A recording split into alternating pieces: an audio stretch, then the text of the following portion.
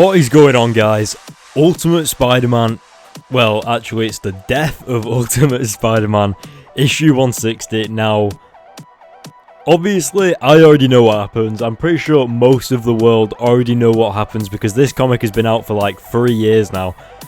And I'm not going to spoil it for the people that don't know what happens, but you will cry. I am warning you now, you will cry.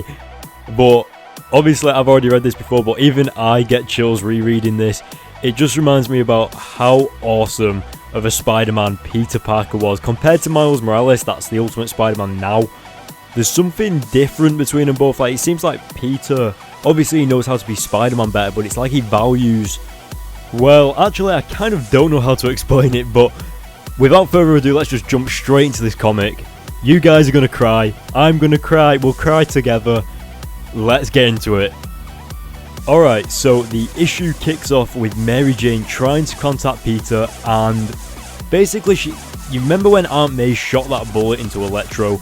She sees that explosion, and basically obviously she's like concerned for Peter, and as she's trying to get out of the house, her mum basically tells her that she isn't allowed to go anywhere. Her mum actually says something about tomorrow is another day, and of course as the reader we know that Peter isn't going to have another day. So I love the irony there, and especially this awesome shot of Peter grabbing Gwen and Aunt May and taking them to safety just as the Green Goblin punches the ground, or he sets fire to the ground, I can't exactly remember. But anyway, this is where Peter is actually starting to bleed to death. He's bleeding out, he's lost a lot of blood already, and he looks pretty bad, doesn't he? But as you can see, Aunt May's face is just in horror, and just as the Goblin returns to finish him off, Peter just jumps up and gives probably the greatest punch of his life right here in this picture, and it looked awesome.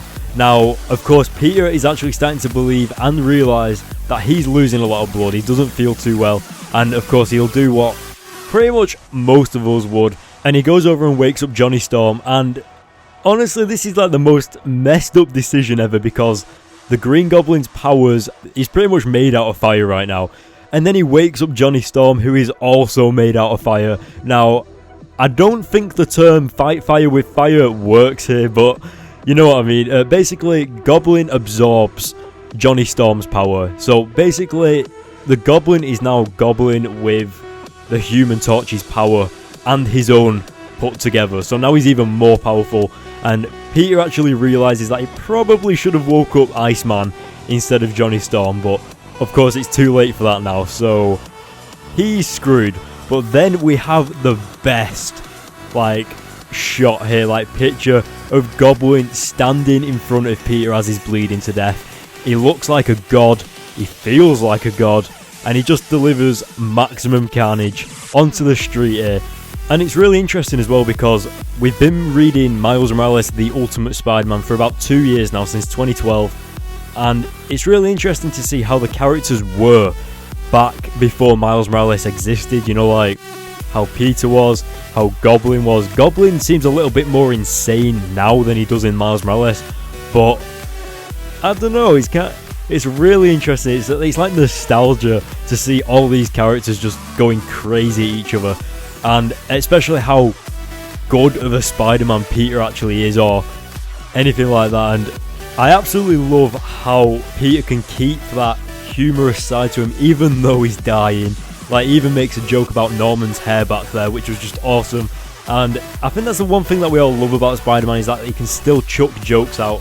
And anyway, moving on, out of nowhere, basically Goblin gets run over by a truck, and it is Mary Jane. Mary Jane has stolen a truck.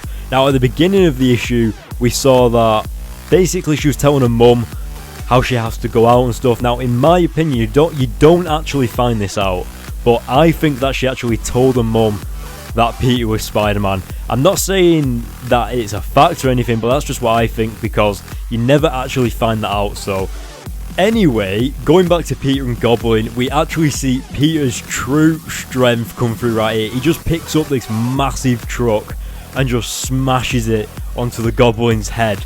And honestly, I've never actually seen Peter lift something like that. Like, look at how big that truck is. and he lifts it with no problem at all. He's been shot, remember, and he's still lifting a massive truck, and it looks like he's defeated Goblin. It looks like it's all over, and then all of a sudden the truck just explodes and completely takes out Spider-Man. And basically Johnny Storm runs over to Peter and basically tells him that he's finished him off and stuff like that, and the Goblin's down. Looks like he's done it. And then Mary Jane runs over, crying her eyes out. And it's stupid because, well, it's not stupid, but it kind of is stupid as well, because about 1 million people have called 911 by this point, and not one ambulance or doctor or police car has turned up yet. And this is one of like the most emotional parts of the comic right here. It's basically just Peter saying how he's managed to save Aunt May. He couldn't save Uncle Ben, but he saved Aunt May, and that is what allows him to die at the end, just because he's like in a safe place to know that his Aunt May isn't in danger anymore, and he managed to save her.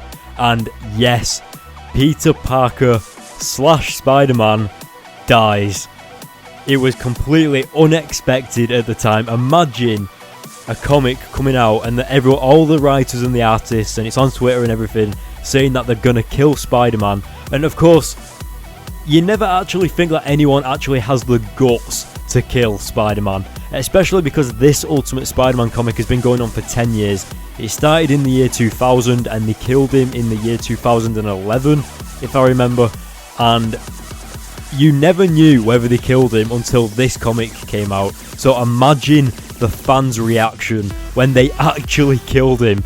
But if you're a little curious as to what's going on now, in Miles Morales The Ultimate Spider-Man issue 4, Peter Parker comes back to life, and we don't actually know whether it's the real Peter Parker or a clone yet, but if you want to see that review, click at the top left screen right now and go over to that review, because issue 5 releases today, and my review of Miles Morales The Ultimate Spider-Man issue 5 will be up later today, which you guys should be looking forward to, because I know a bunch of people have been asking about it. It's going to be insanely good, insanely awesome, and I cannot wait to review it for you guys. I'm also going to be doing a giveaway for that issue as well, so watch out for that.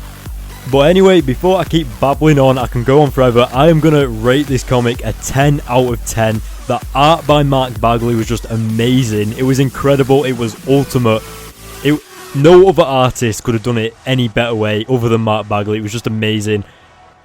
And of course, Brian Michael Bendis' writing in the Ultimate Spider-Man comics is just phenomenal.